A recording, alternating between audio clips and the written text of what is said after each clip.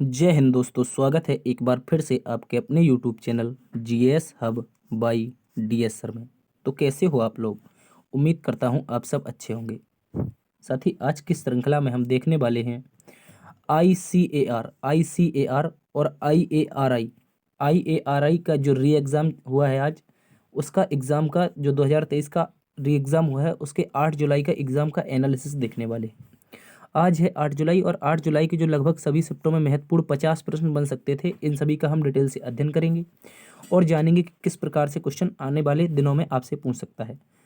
तो आप सभी से निवेदन है, आप लोग जुड़े रहेंगे और देखते रहेंगे GS hub by DS sir. ठीक है, कुछ इस तरह से प्रश्न रहने वाले हैं, इन सभी का हम डिटेल से अध्ययन करेंगे और जानेंगे किस प्रकार से क्वेश्चन आपसे आगे आने वाले दिनों में जो एग्जाम जिन भी विद्यार्थियों का है उनसे संबंधित क्वेश्चन पूछ सकता है।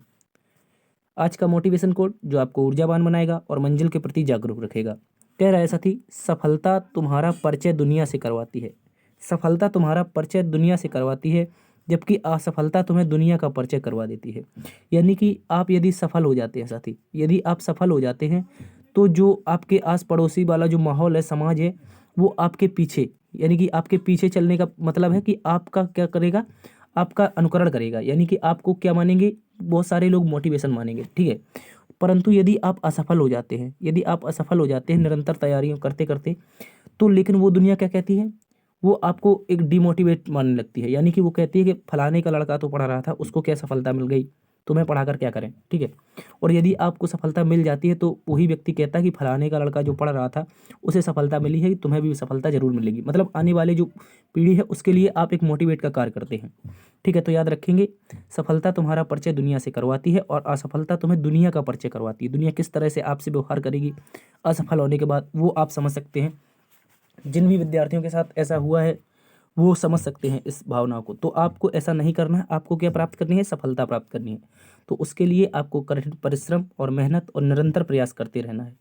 तो इसी जोश और जुनून के साथ चलते हैं आज के अगले प्रश्न की तरफ, आज के पहले प्रश्न की तरफ। आज का पहला प्रश्न आपसे पूछा था, विश्व का सबसे बड़ा नदी द्वीप कौन सा है? तो बात करेंगे विश्व के सबसे बड़े नदी द्वीप के बारे में। तो इसका नाम है साथी माजुली नदी द्वीप। कौन सा?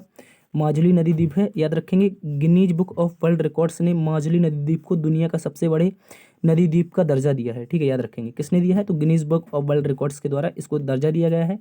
और ये दुनिया का सबसे सुंदर नदी द्वीप है जो असम में ब्रह्मपुत्र नदी पर स्थित है। कहाँ पर? याद रखेंगे, क्वेश्चन पूछ सकता है कि जो दुनिया का सबसे बड़ा नदी द्वीप मजली है वो किस नदी पर स्थित है। तो याद रखेंगे ब्रह्मपुत्र नदी पर स्थित है। और किस राज्य में है, तो असम राज्य में है। ठीक है, इसको भी याद रखेंगे। चलते हैं अगले प्रश्न की तरफ।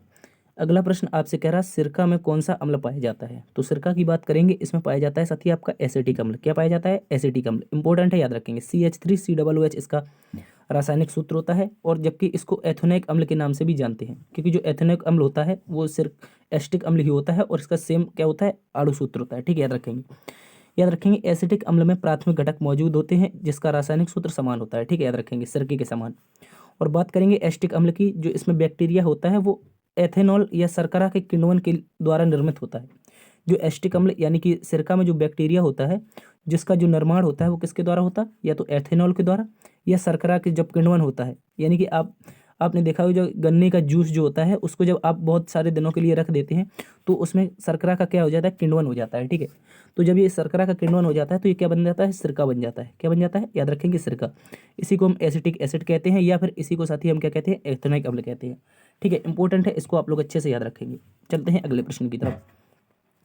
अगला प्रश्न आपसे कह रहा है, गयासुद्दीन तुगलक के द्वारा तुगलक वंश की स्थापना कब हुई? तो इंपॉर्टेंट क्वेश्चन है, याद रखेंगे। दिल्ली सल्तनत का सबसे बड़ा समय के अनुसार वंश था और इसकी स्थापना 1320 में कब हुई थी, तो 1320 में गयासुद्दीन तुगलक के द्वारा की गई थी। ठीक है, इसको याद रखेंगे। इसके पिता की बात की जाए तो ये एक पिता इनका तुर्क था, जबकि इनकी माता एक जाट महिला थी। कैसी जाट महिला थी, जो पंजाब राज्य से संबंधित थी। यानी कि जो गयासुद्दीन तुगलक है, इसकी जो माता थी वो कह सकते हैं जाट महिला थी, यानी हिंदू धर्म से संबंधित थी, जबकि पिता क्या था, एक तुर्क था। ठीक है, इसको भी आप लोग अच्छे से याद रखेंगे। 1325 में एक लकड़ी से निर्मित जब जो किला था उसमें ये रह रहा था, कौन, गयासुद्दीन तुगलक। लेकिन वो किला टूट जाता है जिसके कारण इसकी मृत्यु हो जाती है। ठीक है, याद रखेंगे। इनमें आपको मोहम्मद बिन तुगलक के बारे में आपने सुना होगा, वो भी इसी वंश से थे। जबकि जो फिरोज शाह तुगलक था, FST, इसको भी याद रखेंगे, ये भी आपका किससे संबंधित था, ये भी आपका तुगलक वंश से संबंधित था। और मोहम्मद बिन तुगलक के दरबार में मोरक्को से कौन आया था, तो आप लोग याद रखेंगे, इसको हमने कल आपको बताया था परसों की क्लास में। मोरक्को से आया था आपका इब्न बतूता। कौन आया था? जो इब्न बतूता है ये कहाँ से आया था, मोरक्को देश से आया था, ठीक है। और 1233 में इसको मोहम्मद बिन तुगलक ने कहाँ भेज दिया था, राजदूत बना करके चीन भेज दिया था, ठीक है। इसको भी आप लोग अच्छे से याद रख सकते हैं। चलते हैं अगले प्रश्न की तरफ। अगला प्रश्न आपसे कह रहा है दिल्ली स्थित जामा मस्जिद का निर्माण किस वर्ष हुआ। तो बात करेंगे दिल्ली स्थित जामा मस्जिद के बारे में। इसका निर्माण याद रखेंगे 1656 में। कब हुआ था, 1656 में इसका निर्माण बनकर के हो चुका था, ठीक है, यानी कि तैयार हो गया था। इसके अलावा बात करेंगे लाल किले परिसर से 500 मीटर दूरी पर स्थित यह मस्जिद अपनी भव्यता और खूबसूरत के लिए दुनिया भर में मशहूर है, जबकि इस मस्जिद का निर्माण मुगल सम्राट शाहजहां के द्वारा, किसके द्वारा, याद रखेंगे शाहजहां के द्वारा बनवाया गया था। दिल्ली में जामा मस्जिद बनने में लगभग 12 साल लगे थे, यानी कि जो 1656 का शासनकाल था, यहाँ पर बनकर तैयार हुई थी। क्या हुई थी, बनकर तैयार हुई थी, ठीक है। इसको भी आप लोग अच्छे से याद रखेंगे, ठीक है। इसके अलावा बात करेंगे इसका निर्माण कार्य शुरू कब हुआ था, तो याद रखेंगे 1644 में इसका निर्माण कार्य शुरू हुआ था, ठीक है। और 1656 में बनकर ये तैयार हो गई थी। और बनवाया किसने था, तो याद रखेंगे शाहजहां ने, ठीक है, इंपॉर्टेंट याद रखेंगे। चलते हैं अगले प्रश्न की तरफ। अगला प्रश्न आपसे गंगा नदी से पूछा गया था। किससे पूछा गया था कि गंगा जो नदी है, कौन सी नदी, जो गंगा नदी है, इसकी टोटल लेंथ कितनी है, या फिर क्या पूछा था, इसकी जो टोटल लेंथ है यानी कि लंबाई कितनी है, इस तरह से क्वेश्चन आया था।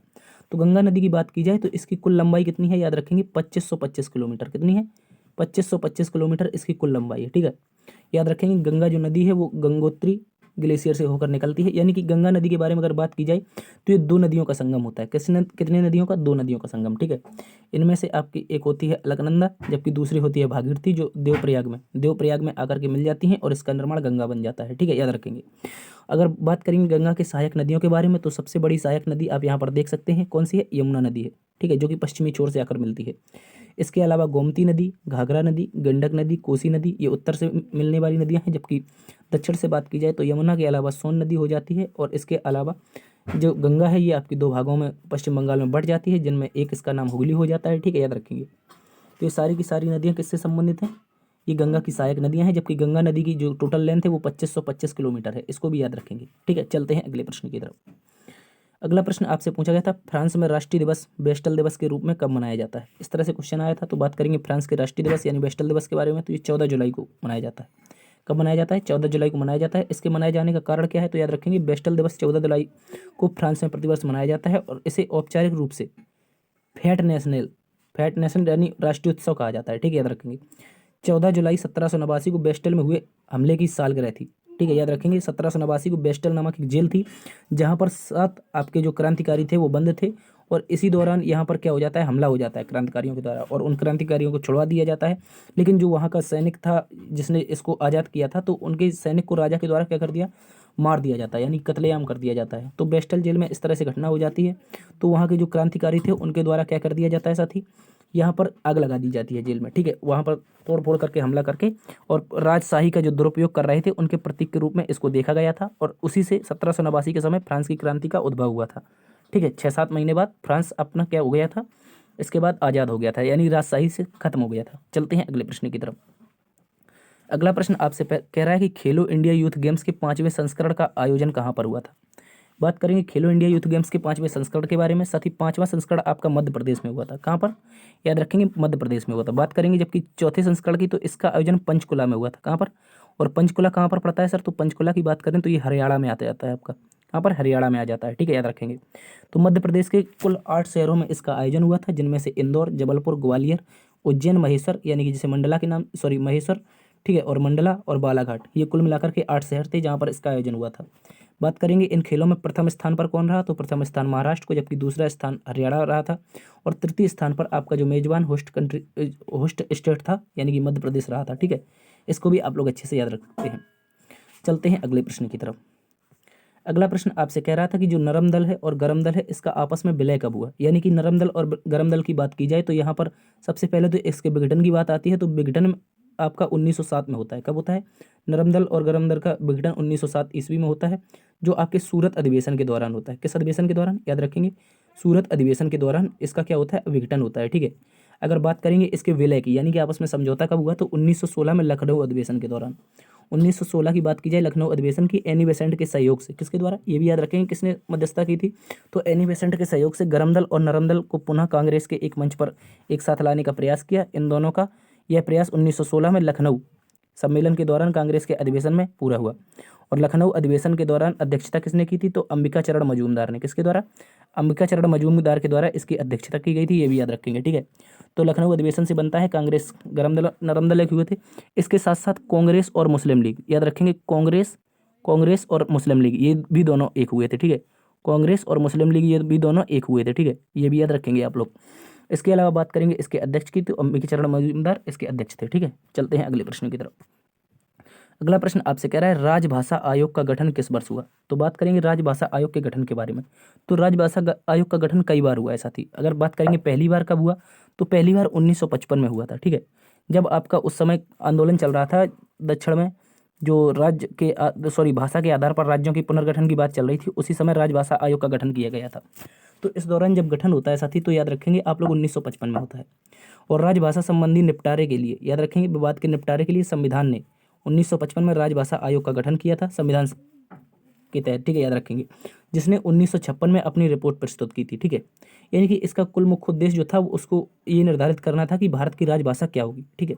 अभी तक ये निर्धारित नहीं किया जा सका कि भारत की राजभाषा क्या है, ठीक है। हालांकि हिंदी और इंग्लिश, कौन सी? हिंदी और इंग्लिश, हिंदी के साथ साथ आपकी अंग्रेजी का प्रयोग किया जाता है, ठीक है। राजभाषा के रूप में हिंदी और अंग्रेजी का प्रयोग किया जाता है, ये भी आप लोग अच्छे से याद रखेंगे, ठीक है। तो बात करेंगे इसके प्रथम अध्यक्ष के बारे में, कौन बने थे? बाल गंगाधर खेर बने थे, ठीक है। यहाँ पर बाल गंगाधर तिलक नहीं, बाल गंगाधर खेर, आप लोगों को याद रखना है। बाल गंगाधर खेर इसके क्या थे? राजभाषा आयोग के प्रथम अध्यक्ष थे, ये याद रखना है। इसके साथ साथ इसका पहली बार गठन कब हुआ था? तो 1955 में हुआ था, ठीक है। चलते हैं अगले प्रश्न की तरफ। इसके बाद भी इसका 1963 में हुआ है इसको, लेकिन आपको याद नहीं रखना है, आपको पहला वाला पूछा गया था, ठीक है। अगला प्रश्न पूछ रहा है साथी आपसे, चम्मच का भीतरी भाग किस प्रकार के दर्पण का उदाहरण है? ठीक है, अगर बात करेंगे चम्मच के भीतरी भाग के बारे में, कुछ इस प्रकार से होता है, ठीक है। किस इस प्रकार से, यानी कि अंदर का जो भाग होता है वो दबा हुआ होता है, इस तरह से चम्मच होती है आपकी। तो ये जो दबा हुआ भाग होता है, क्योंकि आपने देखा होगा कांच का जो खोखला गोला होता है, कांच का जो खोखला गोला होता है, यदि आप इस तरह से देखेंगे तो इसको जब काटा जाता है, जब इसको काटा जाता है तो इसमें से दो दर्पण निकलते हैं। एक आपका उत्तल दर्पण, उत्तल दर्पण, जबकि दूसरा कौन सा निकलता है? अवतल दर्पण, ठीक है। तो चम्मच का जो दबा हुआ भाग होता है वो कौन सा होता है? अवतल दर्पण का उदाहरण होता है। किसका होता है? अवतल दर्पण का उदाहरण। यदि जो दबा हुआ भाग है, ये वाला भाग, ये आपका दबा हुआ होता है, ये अवतल दर्पण होता है, जबकि जो उथला हुआ भाग आपका दर्पण का कार्य करता है वो उत्तल दर्पण होता है, ठीक है। तो बात करेंगे एक चिकनी स्टील की चम्मच की आंतरिक सतह अवतल दर्पण की तरह कार्य करती है, जिसकी बाहरी सतह उत्तल दर्पण के रूप में कार्य करती है, ठीक है। इसको भी याद रखेंगे। यदि बाहरी सतह की पूछा जाए तो उत्तल दर्पण, जबकि अंदर की सतह अवतल दर्पण, ठीक है। चलते हैं अगले प्रश्न की तरफ। अगला प्रश्न आपसे कह रहा है खेलो इंडिया विंटर गेम्स 2022 के समापन समारोह में मुख्य अतिथि कौन था? इस तरह से भी क्वेश्चन आया था, तो याद रखेंगे निशित प्रमाणिक। निशित प्रमाणिक की बात की जाए तो ये बीजेपी के क्या है? एक सांसद हैं, यानी कि बीजेपी के एक क्या है? सांसद हैं, और इसी के साथ साथ ये खेल राज्य मंत्री हैं।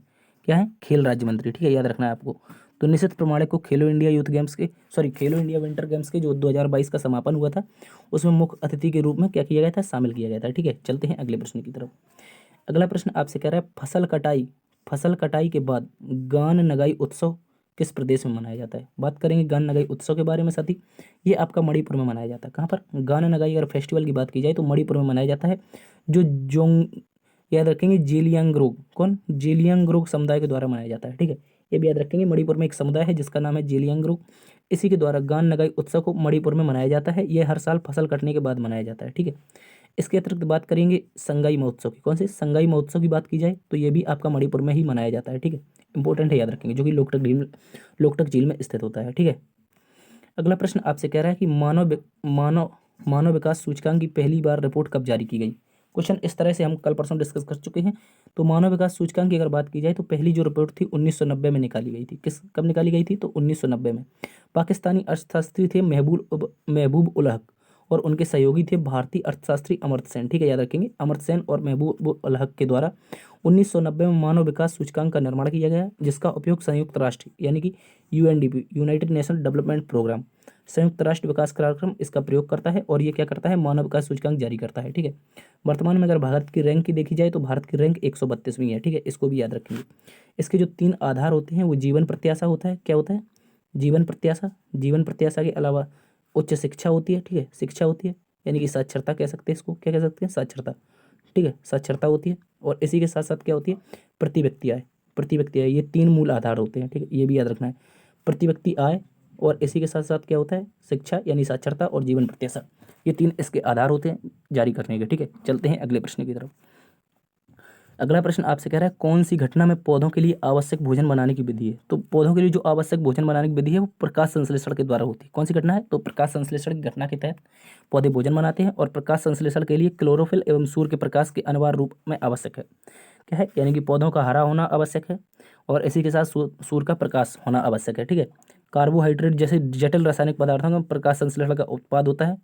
ठीक है, और इसी के साथ प्रकाश संश्लेषण के प्रक्रम में क्लोरोफिल की सहायता से पत्तियों द्वारा सौर ऊर्जा का संचयन करके कवक अपना पोषक एवं अवघटित जैव पदार्थों से प्राप्त करते हैं। ठीक है, यानी कि आप लोगों को याद रखना है, कुल मिलाकर इतना याद रखना है, प्रकाश संश्लेषण की सहायता से क्लोरोफिल व सूर्य के प्रकाश की स्थिति में पौधे अपना भोजन बनाते हैं। ठीक है, चलते हैं अगले प्रश्न की तरफ। अगला प्रश्न आपसे कह रहा है बिरसा मुंडा हॉकी स्टेडियम कहाँ पर स्थित है। इस तरह से क्वेश्चन आया था। ठीक है, तो याद रखेंगे ये राउरकेला उड़ीसा में स्थित है, और बिरसा मुंडा हॉकी स्टेडियम की बात की जाए तो साथ ही राउरकेला में स्थित है और भारत का यह सबसे बड़ा हॉकी स्टेडियम है। ठीक है, अगर बात करेंगे विश्व की सबसे बड़ी हॉकी स्टेडियम की, विश्व का सबसे बड़ा हॉकी स्टेडियम, ये क्वेश्चन आपसे पूछ सकता है। ठीक है, हालांकि नहीं पूछेगा, फिर भी यदि पूछ ले तो बताना है ये लाहौर में स्थित है। कहाँ पर है, लाहौर में स्थित है। और ये लाहौर कहाँ पर पड़ता है, पाकिस्तान में पड़ता है। ठीक है, जहाँ पर दर्शक जो क्षमता है वो आपकी 45,000 है, जबकि बिरसा मुंडा में कितनी है, केवल 20,000 है। ठीक है, हॉकी वर्ल्ड कप 2023 का फाइनल का आयोजन आपका किया गया था, और इसी के साथ जर्मनी ने बेल्जियम को हराकर यह खिताब जीता था। ठीक है, याद रखेंगे जर्मनी ने खिताब जीता था। अगला प्रश्न आपसे कह रहा है फरवरी 2023 तक कितनी डिजिटल बैंकों का इकाइयाँ स्थापित की गई हैं। अगर बात करें फरवरी 2023 तक, सॉरी 30 तक नहीं, कितनी डिजिटल बैंकिंग इकाइयाँ स्थापित की गई हैं, तो आपको याद रखना है ये आपकी 75, कितनी 75 डिजिटल इकाइयाँ रूप यानी कि स्थापित की गई। क्यों की गई हैं, तो आप सभी को पता होगा 2022 में आज़ादी का 75वां महोत्सव चल रहा था, जैसे हमने अमृत महोत्सव नाम दिया था। कौन सा, अमृत महोत्सव। इसी के तहत किसके द्वारा, प्रधानमंत्री मोदी जी के द्वारा, अमृत महोत्सव के तहत प्रधानमंत्री मोदी जी के द्वारा क्या किया गया, 75 बैंकिंग डिजिटल इकाइयाँ स्थापित की गई, जिसके द्वारा 75 जिलों में, कितने जिलों में, 75 जिलों में, देश के जो विभिन्न जिले होंगे, विभिन्न राज्यों के, यह डिजिटल बैंकिंग इकाइयाँ विभिन्न राज्यों के विभिन्न डिस्ट्रिक्ट्स में स्थापित है। ठीक है, तो यानी कि पूरे देश में 75 जिलों को चुना गया, उसके बाद यहाँ पर 75 डिजिटल बैंकिंग यूनिट्स स्थापित की गई। ठीक है, चलते हैं अगले प्रश्न की तरफ।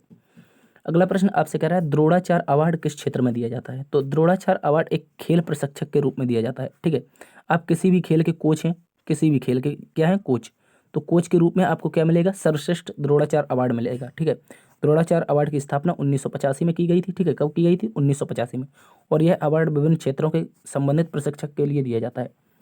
अगला प्रश्न आपसे कह रहा है कि स्वास्थ्य सेवा जीवन के ब्रांड एम्बेसडर किसे नियुक्त किया गया है। तो स्वास्थ्य सेवा जीवन का ब्रांड एम्बेसडर किसके द्वारा नियुक्त किया है, तो हर्बल लाइफ के द्वारा। किसके द्वारा, हर्बल लाइफ के द्वारा। और ये किससे बनाया है, स्मृति मंदाना, बहुत इंपॉर्टेंट है, याद रखेंगे। स्मृति मंदाना को आपका ब्रांड एम्बेसडर नियुक्त किया गया है, और इसके किसके द्वारा, हर्बल लाइफ कंपनी द्वारा भारतीय महिला क्रिकेटर स्मृति मंदाना को स्वास्थ्य सेवा जीवन मिशन का क्या बनाया गया है, ब्रांड एम्बेसडर बनाया गया है। ठीक है, याद रखेंगे। और ICICI 360 याद रखेंगे, ICICI इसका 360 डिग्री का जो ब्रांड एम्बेसडर है वो किसे बनाया है, तो याद रखना है सूर्य कुमार यादव। किससे बनाया है, सूर्य कुमार यादव। ये भी याद रखना है आप लोगों को, ये क्वेश्चन आपसे पूछ सकता है, कौन बना है, सूर्य कुमार यादव। ICICI की जो 360 कार्यक्रम है इसका ब्रांड एम्बेसडर सूर्य कुमार यादव। चलते हैं अगले प्रश्न की तरफ। अगला प्रश्न कह रहा है मधुमक्खी के काटने पर क्या लगाया जाता है। तो याद रखना है, जब मधुमक्खी काट लेती तो हम लगाते हैं बेकिंग सोडा। ठीक है, बेकिंग सोडा लगाते हैं। यदि कोई शहद की मधुमक्खी या ततैया काट लेती है तो उससे उत्पन्न होने वाली सूजन से बचाने के लिए तुरंत बेकिंग सोडा का इस्तेमाल करना चाहिए। ठीक है, तो बेकिंग सोडा आपका राइट आंसर हो जाएगा। अगला प्रश्न कह रहा है डोगरी भाषा भारतीय संविधान की 8वीं अनुसूची में कब जोड़ी गई। कौन सी भाषा, याद रखेंगे डोगरी भाषा। तो डोगरी भाषा आपकी 92वां संविधान संशोधन, कौन सा, 92वां संविधान संशोधन अधिनियम 2004 के तहत भारतीय संविधान में कौन सी भाषा जोड़ी गई, बोडो, इसके साथ डोगरी, मैथिली और संथाली, ये 4 भाषाएं जोड़ी गई। ठीक है, इन भाषाओं के साथ याद रखेंगे भारतीय अनुसूची में कुल 22 भाषाएं हो जाएंगी। जो भारतीय 8वीं अनुसूची है भारतीय संविधान की, इसमें कुल 22 भाषाएं हैं, जिसमें बोडो, डोगरी, मैथिली, संताली भी शामिल है। इससे पहले आपको याद रखना है 21वां संविधान संशोधन, कौन सा, 21वां कॉन्स्टिट्यूशनल अमेंडमेंट। इसके तहत 15वीं भाषा जोड़ी थी जिसका नाम था सिंधी। क्या नाम था साथी, इसका नाम था सिंधी। ठीक है, इसके साथ आपका होता है 71वां कॉन्स्टिट्यूशनल अमेंडमेंट। इसके तहत नमक जोड़ी जाती है। नमक से मतलब है कि इसमें क्या होता है, नेपाली, मणिपुर, कोंकणी, ये 3 भाषाएं जोड़ी जाती हैं। और चौथा होता है बीड़ी माचिस यानी बोडो, डोगरी, मैथिली, संथाली। ये भी आप लोगों को अच्छे से याद रखना है। चलते हैं अगले प्रश्न की तरफ। अगला प्रश्न आपसे कह रहा है भारतीय संविधान का अनुच्छेद 39A किससे संबंधित है। तो बात करेंगे भारतीय संविधान के अनुच्छेद 39A के बारे में। ये निःशुल्क विधिक सहायता से संबंधित है। निःशुल्क विधिक सहायता का मतलब है जो कानून के रूप में आपको सहायता मिलेगी वो निःशुल्क मिलेगी। भारत सरकार के द्वारा कैसी मिलेगी? निःशुल्क मिलेगी, ठीक है, आपसे कोई शुल्क नहीं ली जाएगी इसकी। तो निःशुल्क विधिक सहायता आपकी अनुच्छेद 42वां संविधान संशोधन अधिनियम 1976 के तहत आर्टिकल 39 से भारतीय संविधान में आर्टिकल 39A जोड़ा गया, जिसके तहत भारतीय संविधान में निःशुल्क विधिक सहायता जोड़ी गई, ठीक है। चलते हैं अगले प्रश्न की तरफ। अगला प्रश्न आपसे कह रहा है प्लास्टर ऑफ पेरिस का रासायनिक नाम क्या है? तो बात करेंगे प्लास्टर ऑफ पेरिस के रासायनिक नाम के बारे में। तो इसका नाम होता है कैल्शियम सल्फेट हाइड्रेट। क्या होता है? Calcium sulphate hydrate. इससे तात्पर्य क्या है साथी? देखो, आपने देखा होगा जब आपका हाथ या पैर टूट जाता है तो आपको क्या लगाया जाता है? प्लास्टर ऑफ पेरिस लगाया जाता है, ठीक है, जिसे हम शॉर्ट में प्लास्टर का नाम देते हैं। तो याद रखेंगे, आपका प्लास्टर ऑफ पेरिस वैज्ञानिक नाम कैल्शियम सल्फेट हाइड्रेट होता है। इसका रासायनिक सूत्र की बात की जाए तो CaSO4 into half H2O, CaSO4 into half H2O इसका रासायनिक सूत्र होता है। याद रखेंगे, प्लास्टर ऑफ पेरिस वास्तव में एक जिप्सम प्लास्टर होता है जो पानी के संपर्क में आते ही क्या हो जाता है? कठोर हो जाता है, ठीक है, याद रखना है आपको। तो अगर बात की जाए इसके सूत्र की तो CaSO4 इंटू हाफ H2O इसका सूत्र होता है। जबकि ये जो प्लास्टर ऑफ पेरिस होता है ये हड्डियों को जोड़ने में सहायक होता है, ठीक है, इसको भी आप लोगों को अच्छे से याद रखना है।